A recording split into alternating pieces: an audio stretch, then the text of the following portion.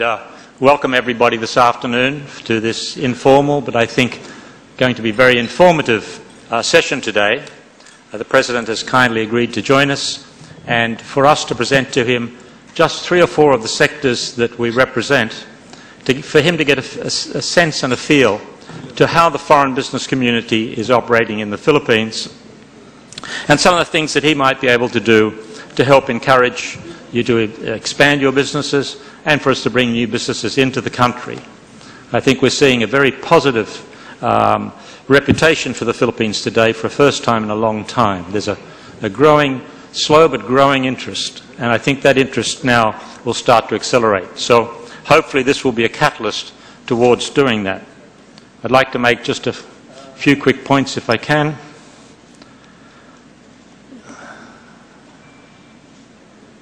We were asked to do this about a week ago. So we were told that you've got 2 days to prepare your presentation and you've got 10 minutes in which to talk. And as you can see, Woodrow Wilson had worked it out very well. It's easy to talk for half an hour. It's damned hard to talk for 10 minutes. But we are going to try. The Wallace Business Forum, sir, is a company that's been in business for 30 years in the Philippines now. Represents about 150 multinationals and large Filipino companies, various embassies, international financial organizations, and we provide for them information on what's happening in the Philippines, understanding it, and helping to develop relations between government and business.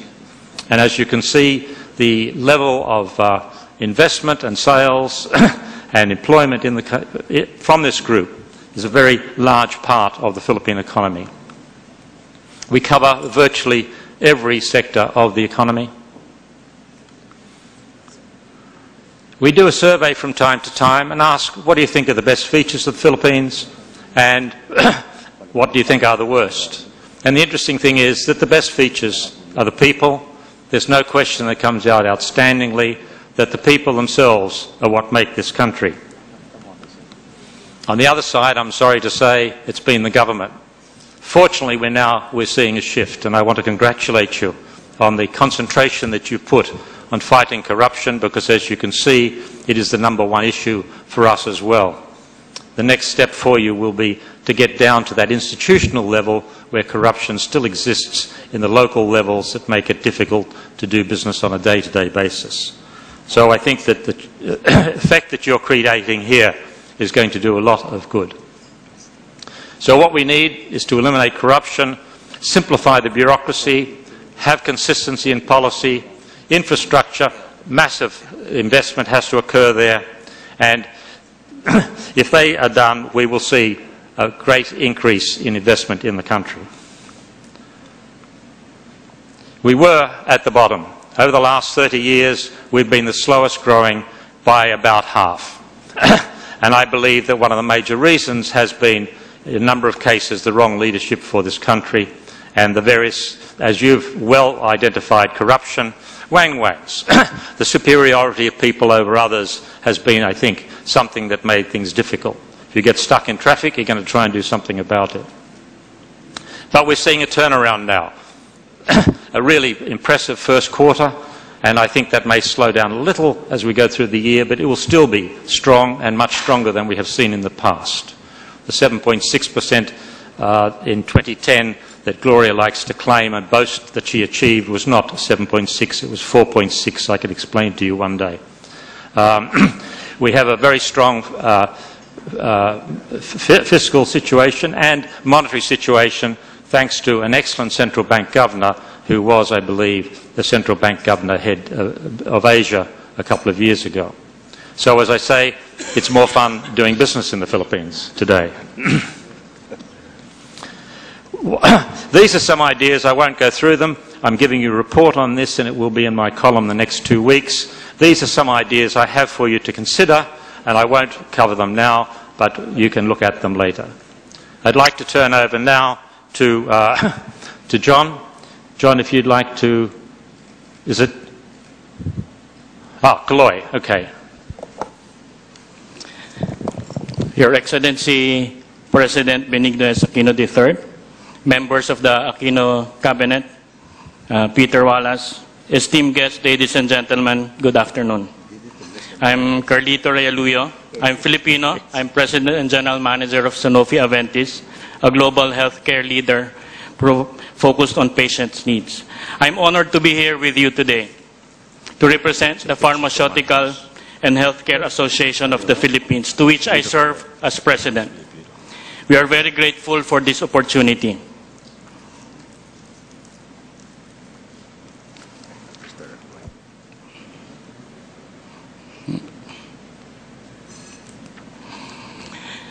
The Pharmaceutical Healthcare Association of the Philippines, or PHAP, is an association of 46 local and foreign pharma firms as members. We are one of the lead advocates of the Safe Medicines Network, and the membership operates and abides by a strict code of ethics.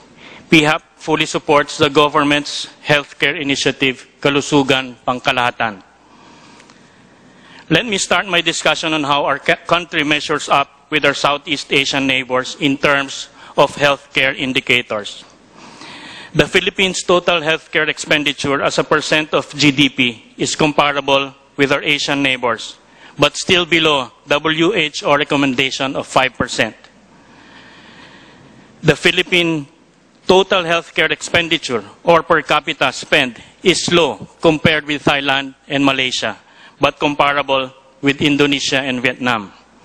Together with Vietnam, Philippines rank among the highest with a high out-of-pocket cost. The Philippine local industry is a 125 billion peso market, where more than 500 companies operate. The biggest company is a local company with 23% market share. The rest of the company have either less than 10% market share points each. Generic and local companies dominate with a volume market share of 64% of the total market today. Our country ranks third after China and India in terms of generics penetration. Since 2009, with the implementation of the MDRP, the maximum drug retail price, and the GMAP, the government mandated or mediated access price, the industry growth has slowed down from 10% to 2%, with practically no volume growth. Poverty is at the core of the issue when it comes to healthcare access, not prices. 6 out of 10 of our countrymen will never see a doctor. The poor, who can barely pay for food and shelter, will never have enough for healthcare. Health and drugs become an additional expense. PHAP supports majority of the Aquino's government's healthcare reform agenda, specifically the following: RA 9711, which is the FDA strengthening, the Mexico City Declaration, universal health care, and the PPP. We were against the price regulation mandated and implemented in 2009. When the law was passed, PHAP members followed, reducing prices of over than 200 medicines. But the poor's continued lack of access to health care remains problematic up until today.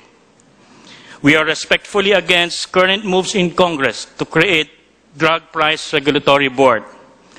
Drug Price Control Authority already is set and rests under the DOH Secretary and the President of the Philippines. And we believe this is enough and sufficient. We support RA 9711, efforts to strengthen the Food and Drug Administration. We agree to increase fees and encourage government to fast-track approval of FDA's revenue retention, so FDA can build capacity and improve services and enforcement as well. We commend and are very proud that Your Excellency endorsed the Mexico City Declaration, or Principles for Voluntary Codes of Business Ethics in the biopharmaceutical sector during the last APEC meeting in Hawaii. Our code of ethics in PHAP are fully aligned with this. And we are actively encouraging our local counterparts in the Philippine Chamber of the Pharmaceutical Industry, or the PCPI, another large pharmaceutical industry association in the country, to come up with similar rules and mechanisms for ethical marketing, so that the entire industry can operate under a more responsible, rules-based marketing code of conduct. PHAP, the Department of Health, and other healthcare stakeholders believe that we should move beyond patchwork solutions than what happened in 2009 with the price reduction. We support the rollout of programs to minimize the out-of-pocket expenses of indigents and efforts to create a roadmap and legislate universal health care. We also support the move of Congress to increase sin taxes to generate revenues to fund health care programs. PHAP has actively partnered with DOH and PhilHealth in making our medicines affordable for selected communities, for selected catastrophic diseases, outpatient medicine packages, and we are very willing to partner with government on vaccines research and development and building manufacturing capacity here in the Philippines. Of course, to improve healthcare outcomes here in the Philippines.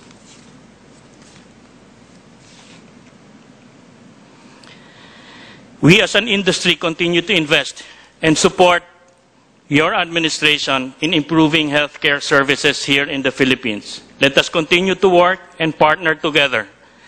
Let us continue to increase healthcare spending to meet the WHO recommendation. Together with all other healthcare stakeholders, let us build the roadmap and legislate universal healthcare to strengthen the Department of Health's capacity in primary healthcare and increase social insurance coverage and benefits. Please do so, continue to create a stable regulatory environment, a transparent and free market environment that encourages investment in healthcare. All this, we believe, will improve patient access to healthcare and expand the market as well. Thank you very much, and good afternoon to everyone. Thanks, Kaloy. John, could we ask you to speak next? John Miller of Nestle, talk about agribusiness. Your Excellency, Mr. President, Honourable Secretaries, ladies and gentlemen, I'd really like to thank the Wallace Forum and the President in particular for giving us this opportunity to share a perspective on agribusiness in the Philippines. I'd like to talk about two subjects in particular, coffee and milk, both subjects obviously very pertinent to my business, which is Nestle in the Philippines.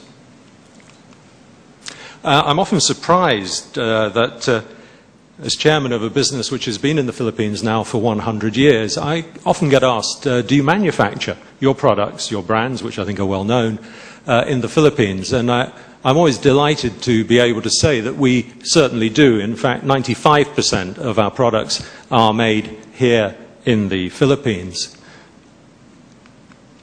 And they are manufactured in our 5 factories in Cagayan de Oro, Pulilan, Lipa, and Cabuyao. And indeed, later this month, we will be opening our 5th installation, which is our factory at Tanawan in Batangas, where we're investing 5 billion pesos. Indeed, I had the pleasure of doing that when we met in London recently. So as a company, we employ around 3,400 people. I'm proud to say that, in fact, rather than importing, we are actually a source of exports to the rest of the world. We actually export to 23 countries around the world. And I'm also proud to say that in 2010, we were the #1 taxpayer. Why do we manufacture here in the Philippines? Well, 4 very, very strong and good reasons. First and foremost, the highly competent and skilled workforce, the good industrial relations that we're able to enjoy here, cost competitiveness, and last but not least, for a business which is in the fast-moving consumer goods business, we have a very large and increasingly prosperous local domestic market. However, and it's a large however, we do have to import 80% of our raw materials. And it's here that I'd like to talk about coffee and milk. I'll talk about coffee to start with. The stark reality is that the local supply of coffee is inadequate to meet increasing demand driven by ourselves, but not only ourselves, our very able and aggressive competitors. We're in a position where we buy 80% of our coffee, in fact, locally here in the Philippines, and I'm delighted to say that, in fact, compared with the coffee that we have to import, Filipino coffee is of a very high standard and is, in fact, more productive than coffee that's imported from elsewhere in the world. Unfortunately, this only covers 20% of our requirements.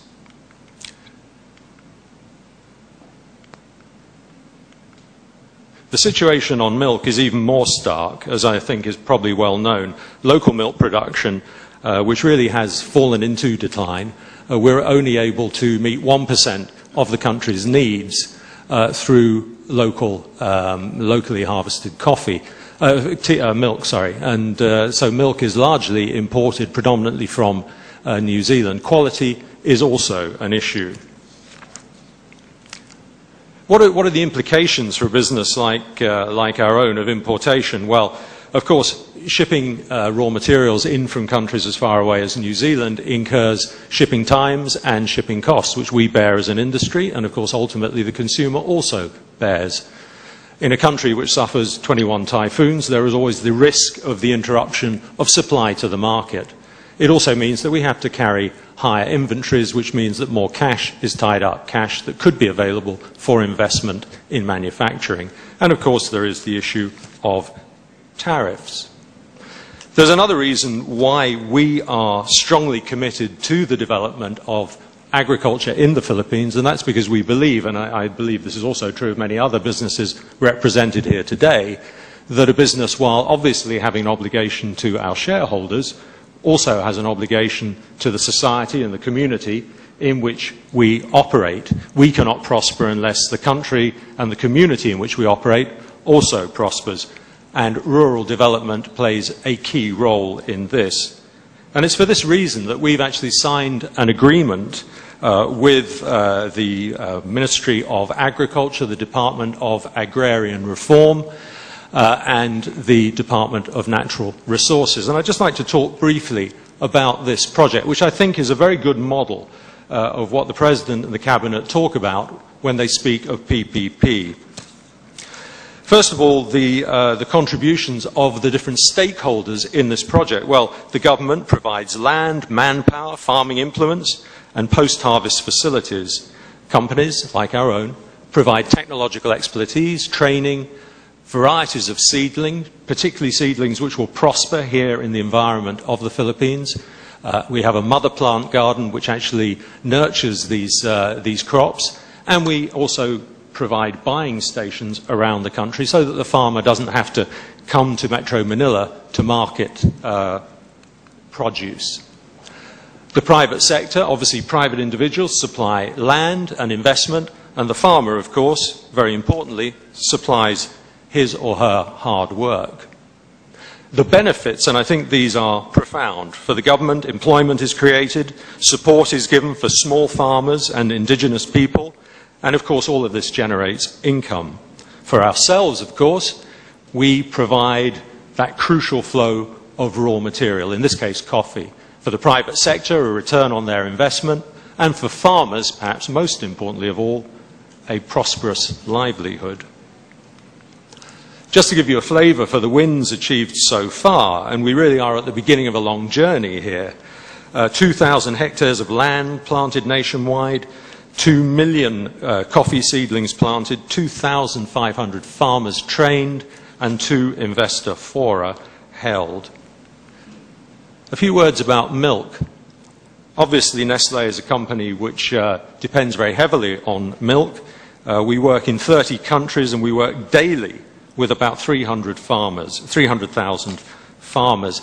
I'd just like to share with you one example which I think is pertinent to the Philippines, and that is Pakistan, where we have taken the same principles that I just spoke about in terms of coffee farming, bringing expertise such as animal husbandry, chilling facilities, and daily collection of milk. And this has led to a regeneration of dairy farming in Pakistan, to the point where we're working with 190,000 farmers in 3,000 villages. Weekly payments of between 3 to 5 million are made to small farmers. And we're also partnering with the United Nations Development Project to provide training for over 4,000 female livestock workers. Now, obviously, dairy in the Philippines, and here I have to say we absolutely salute the government's statement that you wish to make the Philippines self-sufficient in dairy. We stand ready to help in this regard. Of course, traditionally, the Philippines does not have a dairy culture, and it will inevitably take time. I believe a good starting point would be a technical feasibility study, and certainly our experts stand ready to help in this respect. So, if I may conclude, 3 important points to my mind. What I'm talking about here is not something which is going to transform the agricultural economy of the Philippines overnight, but I believe that working together we can truly bring about change. This is a long-term commitment, I believe, both from the government and certainly from industry. We believe also that to attract further foreign direct investment, industry needs large industrial quantities of quality, highly competitively priced agricultural produce. And here I think the government is already playing a very important role. And I've spoken of the availability of land, support for farmers, attractive incentives for farmers, and of course infrastructure, so important in terms of bringing product to market. So in summary, I really do believe that through partnership, both government and business can regenerate agriculture in the Philippines, and in so doing create shared value. Thank you very much. Thank you, John. Sanjeev, may we ask you to talk about banking and finance? Thank you. President Aquino, Governor Tatanko, Cabinet Secretaries, it's a privilege and an honor to be here today.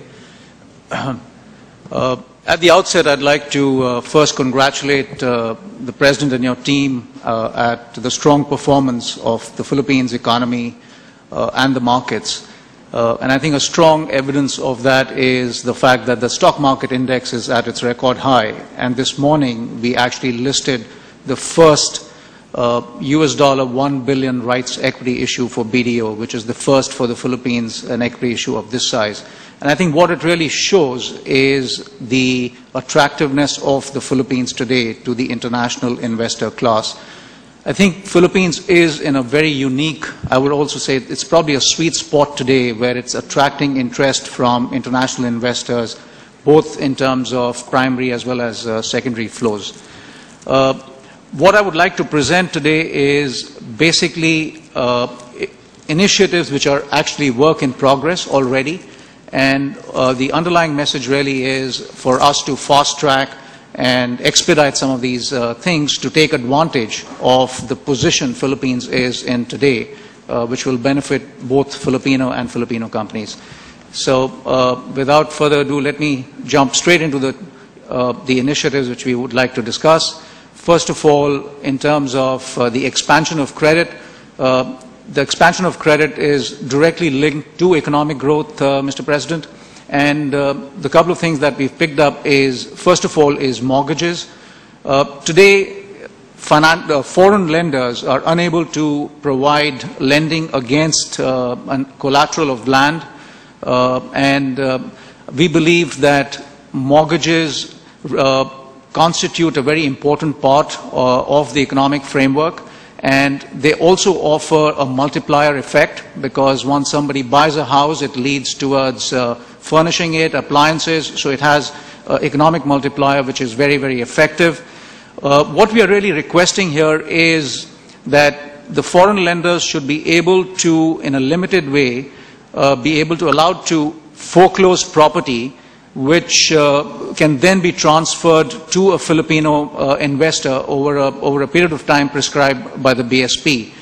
This is something which has already been done in the MSME Magna Carta, so this is nothing new. What we are trying to propose is if it can be extended onto other forms of mortgage lending, so it goes beyond the MSME Magna Carta. The second point we are making is on mandated lending. Again, mandated lending has been abandoned in a number of countries because, one, it seems to be outdated.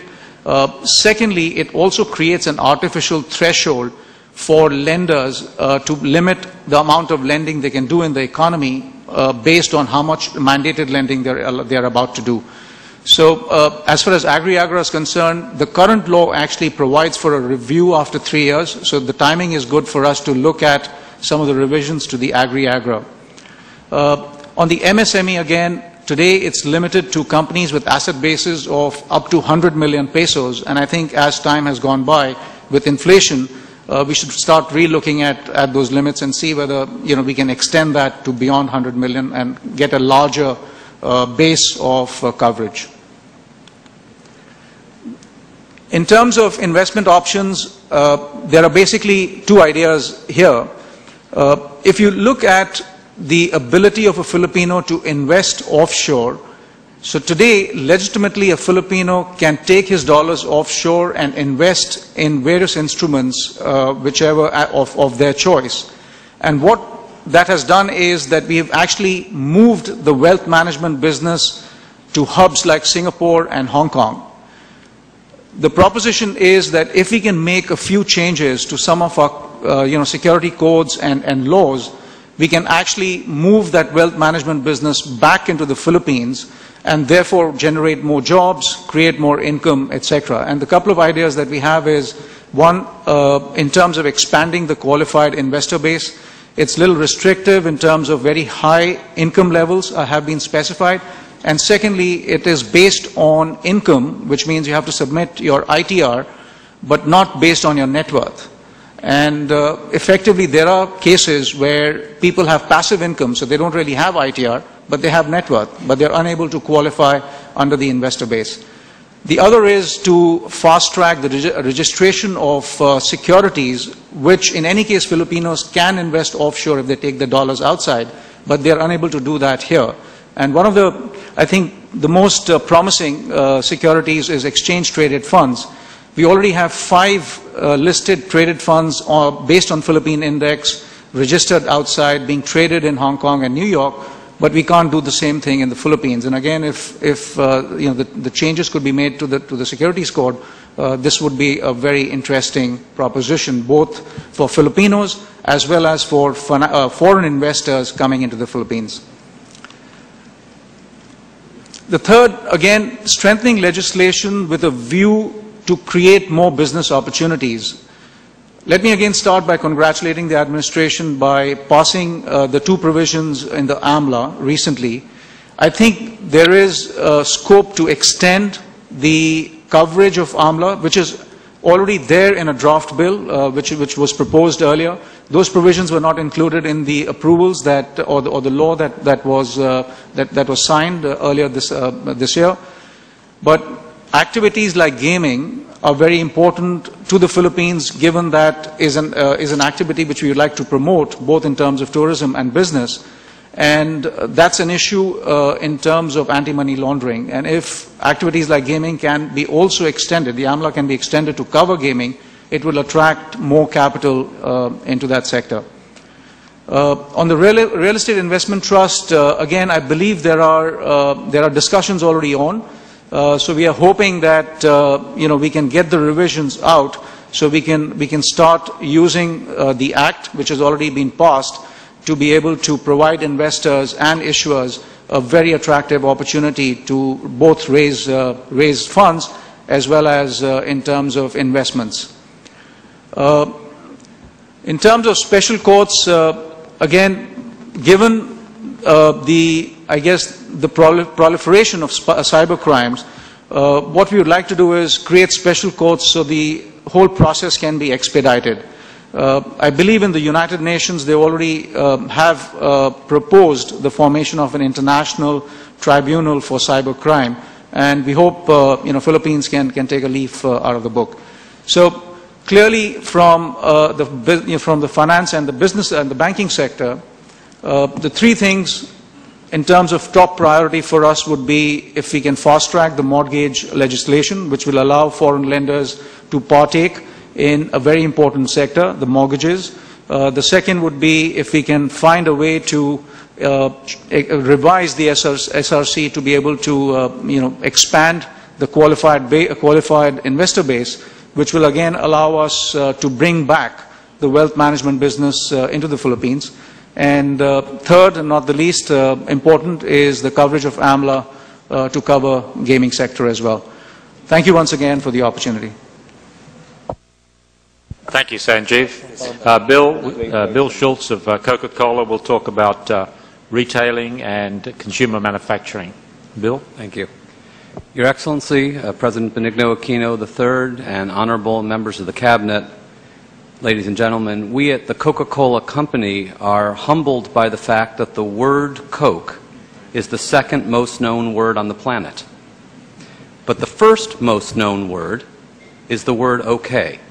And we hope that coming out of today's dialogue is a list of issues that we and the government can agree are okay to work on together and pursue over the course of your administration. But today I'm not here to represent Coca-Cola. I'm attempting to speak for the consumer products and retail industry. And as I spoke to some of my colleagues in the industry, I was surprised by the degree of unanimity that we felt on issues of importance between our industry and your administration. There are really three areas that we think we have a common agenda on. And the first, and probably the most important, is focusing on the Filipino consumer, making the consumer number one, and maximizing the purchasing power of the Filipino consumer. I don't know the statistics of everyone else in the industry, but in our business, only 15% of our volume goes through modern supermarkets, modern hypermarkets, modern convenience stores, modern fast food chains and restaurants. 85% of the business is through sari-sari stores, traditional food outlets, and public markets. That means that we have products that are appealing to a broad group of consumers, and it's very important that we do everything possible to maintain competitiveness and allow those products to be within price reach of those consumers.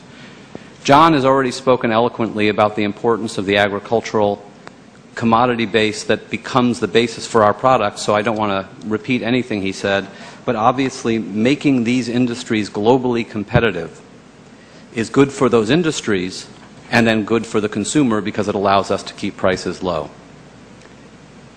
Of course, we have to get our products to market, and at Coca-Cola, we have almost 1 million customers in the Philippines that we deliver to nearly every day.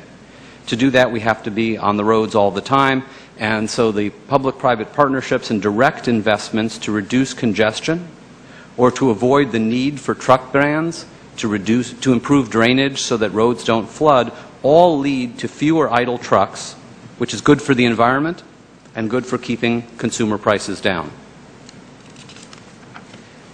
The Philippines is a nation of islands, so any investments that allow us to increase the efficiency of ports and improve the cost competitiveness of the shipping industry island to island is also an opportunity to keep costs down for the consumer. And finally, energy is a very important area. I know that the administration is already focusing a great deal on energy. It's still a high cost element for us. And it's not just the cost of energy, but the consistency of the quality of energy. For example, we have plants that shut down as many as 8 times in a day because of surges or dips in the electric supply. And it forces us to divert capital to things like backup generators and, of course, the cost to run those when necessary. The second broad area that I know we'll have clear agreement on is the need to create policies that create jobs. John talked about this as well. We have over 15,000 direct and indirect employees here in the Philippines, and the availability of highly skilled workers is critical. All the policies your administration is pursuing to invest in education are most welcome and very important so that graduates are available with both the quantitative skills and the critical thinking skills to be ready to work as they come out of school. In addition, some of my colleagues in the consumer products industry have multinational supply chain footprints, and things that allow them to find an attractive home here for those investments and to bring jobs to the Philippines obviously will also drive job creation in the Philippines.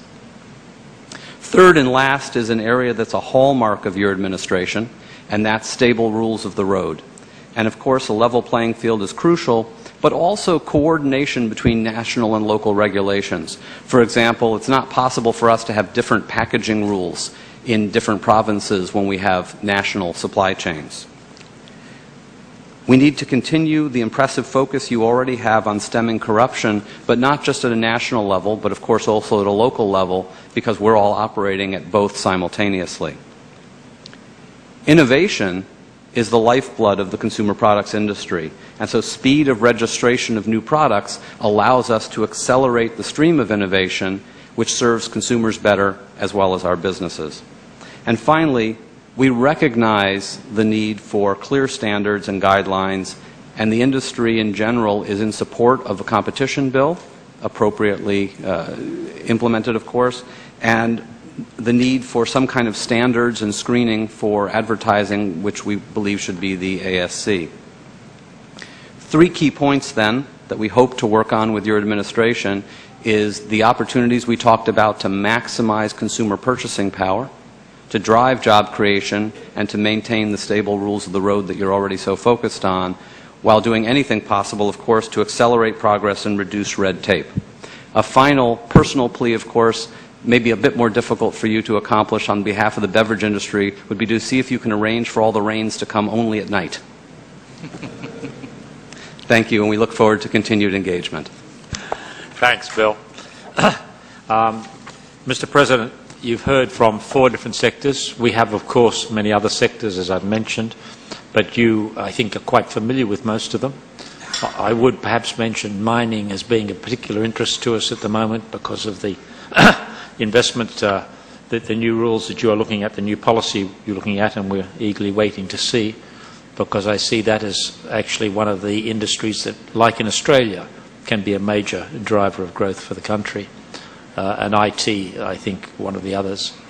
But perhaps you'd like to make a few comments on what you've heard today, or more or less anything else. Thank you, Peter. I think the first comment I'd like to make is I really envy all of you. You can look at a particular problem and specifically just from one sector's viewpoint, whereas I have to balance everybody's interest at the same time and hopefully come to an answer that pleases everybody, even when they have conflicting views on the same matter. Let me just try and respond to some of them. Perhaps let me start with pharmaceuticals.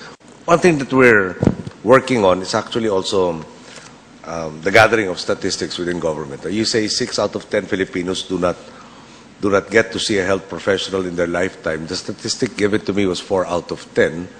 So I asked the National Statistics Office to give me actually the latest figures, because when we started out it was 4 out of 10, now we are at 6 out of 10. So I said we are even diminishing the access of Filipinos after 2 years in office, and I don't think that's the case. So they came up with a whole bunch of statistics that didn't actually address the question of how many Filipinos get to see a health professional. I have the data for how many mothers get neonatal care, how many children who had diarrhea managed to get to see a health professional, and so on and so forth. They've actually disaggregated the entire field. So I'll have to ask them again, can we just have that statistic of Filipinos who never get to see a health professional? Okay. Having said that, Secretary Ona of the Department of Health tells us that we have 82% coverage already for universal health care. We are actually down to that level that represents the informal sector that we have difficulty finding and actually enrolling in the program. But still, the goal is 100%, if I'm not mistaken, by 2014 in universal health care. So more membership, and as you did mention earlier, we launched the catastrophic or the Z-type cases that will also be covered by PhilHealth. So more people being covered for more diseases, having access to more services, is not a plan. It's actually a reality at this point in time. your flat growth. No? We were actually trying to determine the flat growth in your sales. And on the one hand, I think, is it less access? We don't think so. But perhaps that is also an indicator that the health program is actually working. I hope you don't mind if we hope that not too many of our countrymen patronize more and more of your products, because that means they're sick. So if it's flat or it's moderately increasing, then perhaps the health program is actually taking root and working. We'd like to revisit this monopoly issue, especially at the wholesale level. My Secretary of Trade and also the Secretary of Transportation are, I think, in-house experts on the issue of pricing. A review of the price controls. I subscribe to the same view that if we have exactly the same medicine being sold here and in another country, there has to be some parity of price. There is no justification for having multiples to our countrymen's detriment for the exact same product, not a substitute, but for the exact same product. So we are very reasonable. We would want to see everybody, meaning the consumer and the producer, getting a fair shake. And we will review. We're classical economists, so we'd like the marketplace to determine. But when there are distortions within the marketplace, I think government really has to intervene. Okay. Can I move on to Nestle? We'd like to confirm. Yes. The figures cited earlier for the coffee seedlings, 2 million seedlings, 2,000 hectares, covers but a portion of the so-called convergence program. Convergence is a program by DNR, DA, and DAR. Now, primarily, we have a problem of lack of forest cover. We're down to, the figures vary depending on who you talk to. So we want to replant trees. We're going to plant 1.5 billion trees by the time I finish in 2016. How is this different from previous programs? You have all of the ceremonies of planting the trees, then nobody takes care of the trees. As soon as they grow to some marketable size, they're cut either for charcoal or for wood. So you keep on replanting, but you actually destroy the forests more than you replant. So the convergence program basically says, we actually have people on a conditional cash transfer program already enrolled. You guard the trees, which is the only condition. You're given a stipend.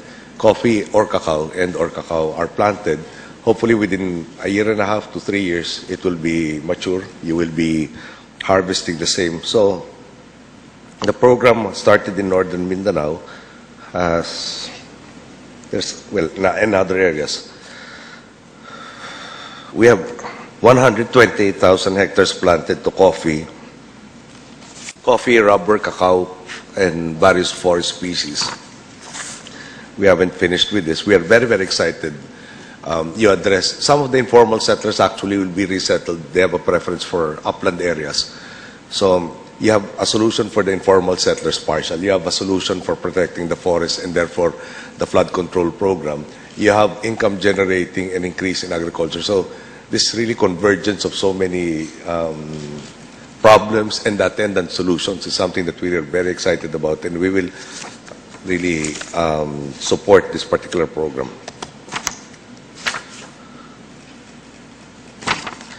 With regards to the Citigroup's concerns, the threshold for small and medium enterprises can be reviewed, I understand, from the current law by the SMED Council. So we think we have tentative agreement that perhaps the upper limit can be revisited so as to keep this avenue for finance open to the small and medium enterprises. Special courts for cyber crimes and offenses. As you know, we're in the midst of judicial reform. We also have we actually have a lot of issues with the judicial system. And we have just undertaken a major step, but this is our desk has, we've come across a lot of data that does indicate that we are being utilized by international groups in cybercrime. So this is an idea worth mentioning to the incoming Chief Justice, who is head of the judiciary. Do we know who that is yet? Not yet. First of all, I don't have a list yet. I can only pick from the list that will be given by the Judicial and Bar Council.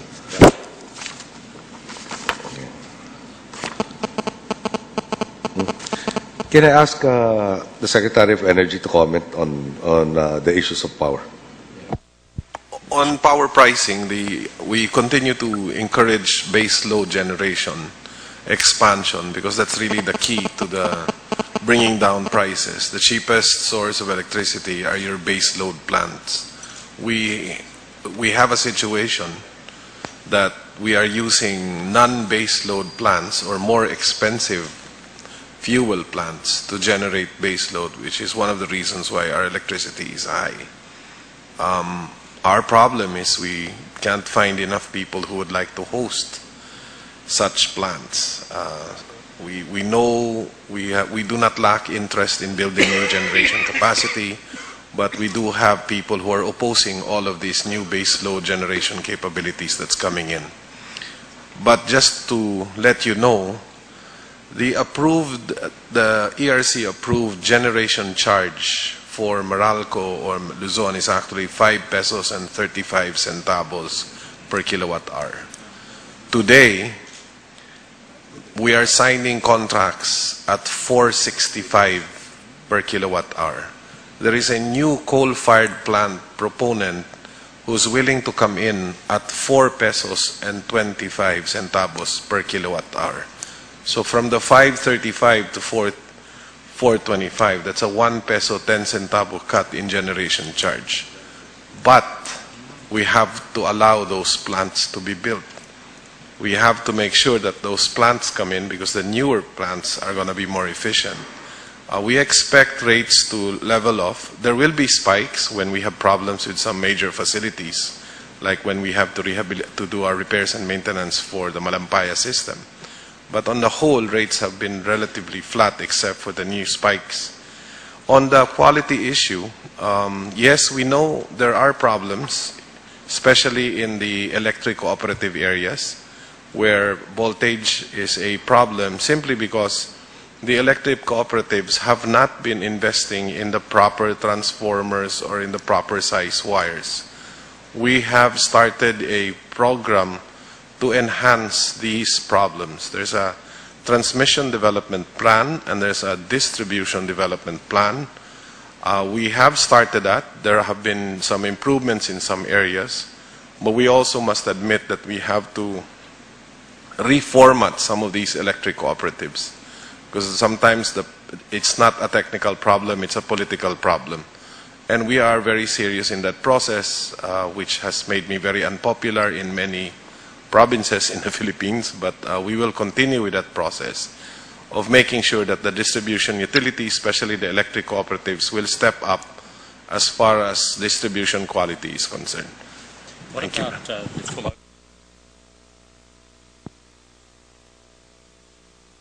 What about the full opening of WESM to the market? No, it's the open access that we're looking at. Yes, the open access is definitely being pursued. We are working on it. We are working with the Energy Regulatory Commission on guidelines and rules because that's where our big challenges are right now.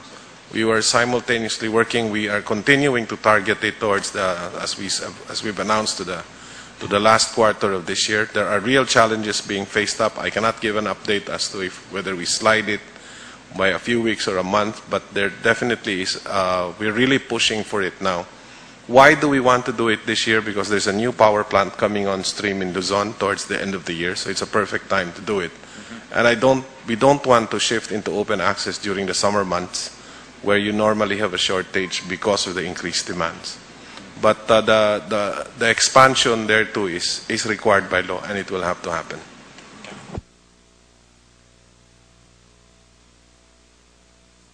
Sorry, just to clarify, there is no automatic shortage in the summer months. There is increased demand. For every degree increase in the temperature, there is a corresponding 200 to 300 megawatts increase in consumption. We are an air conditioning economy.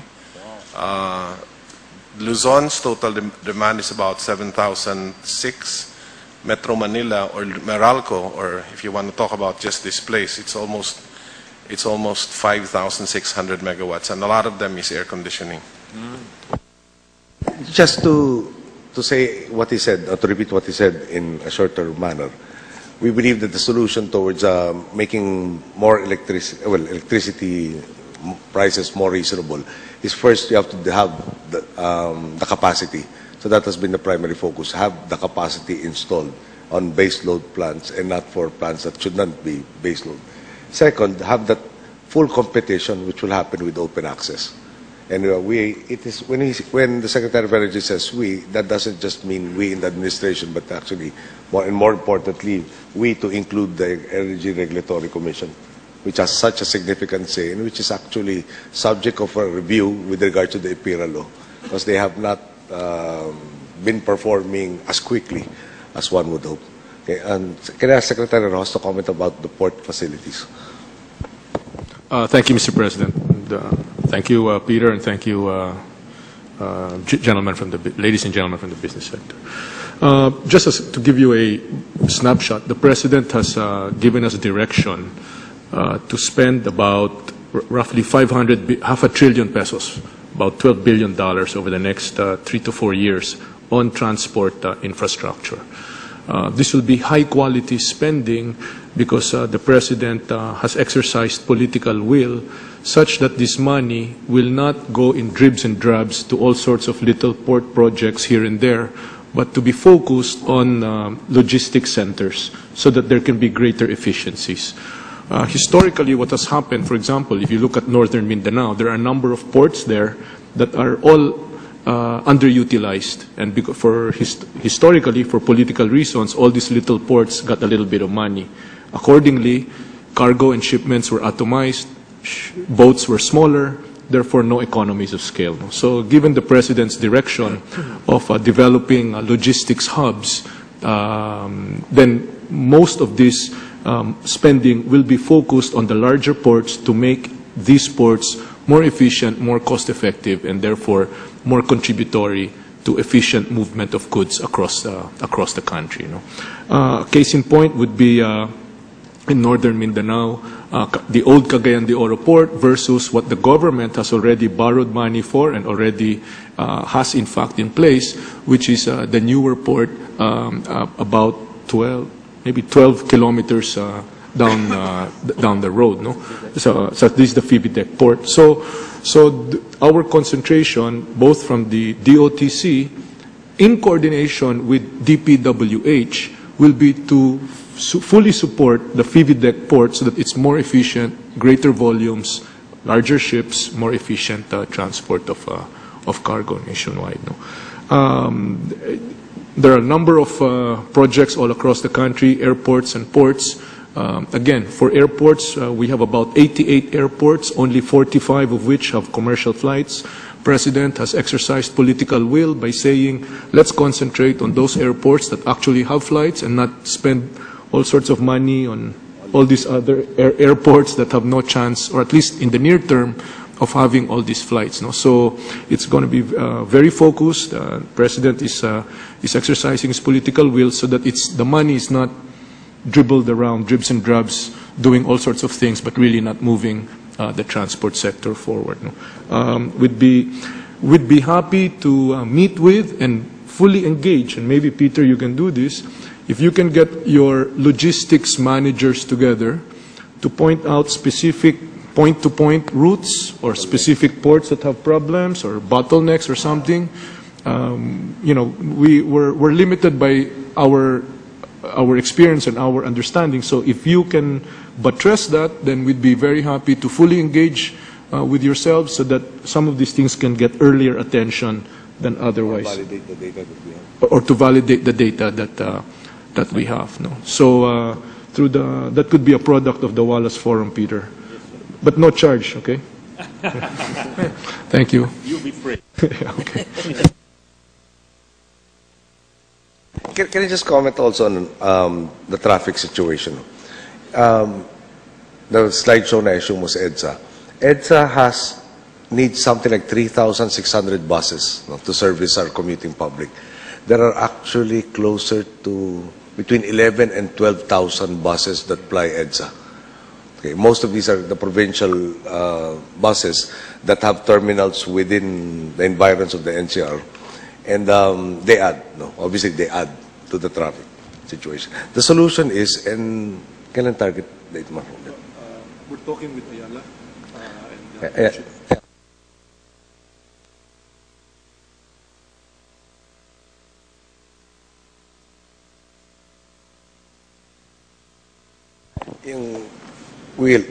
The announcement of the start date. Okay. We're working on, there are 3 terminals. One will service the route going to Cavite. The solution is, you will have these terminals at the fringes of the NCR. So that, intermodal, yes. So, for the most part. 1 north, 2 in the south, 1 for, again, Cavite, the other for Batangas, Laguna, Quezon, environs, so that there is no need for the 7,000 plus buses from the provincial routes to crowd the NCR. We think this will be a very significant drop, no, in usage, and it will greatly ease the traffic situation. Of course, the LRT expansions, the one going to Cavite, the one to San Jose, Del Monte, Bulacan, and the one to Antipolo are already on the boards. Then infrastructure. Our roads have not really expanded in all this time. The North Luzon extension, well, North Luzon Expressway, South Luzon Expressway connector will hopefully be operational sometime in 2014. As you know, there will be two of these connectors. So you will have, again, a lessening of the demand to use EDSA and other environments. I am told that the initial study says Clark to Calamba will be 1 hour, 15-minute travel time, traveling within the speed limit. Okay. Now, there was a slide on local governance issues. No? We are working on really upgrading also the local government units. We want a change in mentality from what gets me elected to what is good for the long-term benefits of the community. And some of it might be counterintuitive to those who keep on remembering that they have to run again every 3 years. So there is actually an SWS survey handed to me, and they note 24% increase in positive perception in the issuance of local permits by city and municipal governments. 73% satisfaction rating in the performance of the said units in processing papers such as permits and licenses. But that is still an initial step. We know that there were 2 LGUs that were extremely unfriendly. There was a major investor that was going to their area and has given up and going to relocate, but fortunately still within the Philippines. So it is a work in progress. There are various programs that encourage positive behavior from the LGUs. Getting the good housekeeping seal gets access to more funding from them. No? But again, there is more and more. There's a drive for more decentralization of power, but at the same time, there has to be a corresponding drive that once more power is gained, that there is greater execution and exercise of this power towards the common good, as opposed to purely parochial interests. As you know, one of the issues we had early last year, we had the Pagbilao issue, and we negotiated with the LGU that, okay, Quezon gets a certain amount, the country loses a multiple of 4 or 5. So we utilized the rules and the laws that are present, and we came to a good agreement with them. But there is still some tension because there is that movement towards more and more the empowering also of the LGUs, but at the same time, the responsible exercise of this power. So please give us more time, and I think you will see more progress in that aspect. We would prefer to use the carrot rather than the stick, but we are prepared to use the stick for those that are really have been caught up in totally outmoded and Neanderthal thinking. But we will try to achieve all of this through consensus. I think we covered most of the issues, and I'm sure that you know that the other matters that you've raised were conditions that we inherited, but it actually has had significant changes. So I'd like to thank you for giving us this opportunity to hear you out and for you to hear us. And this is a government that responds to all of its constituents. No? So please do get in touch. We recognize we are not perfect and we can improve. But also, when you talk to us, please bear in mind, we have a constituency that encompasses the whole spectrum, and we cannot view anything and any topic and any issue just from one particular set of eyes. Thank you. Good afternoon. Thank you, Mr. President, very much. For those of you who'd like to stay, there will be coffee and merienda, and I believe some of the secretaries may stay for a little while to join you as well. So do feel free.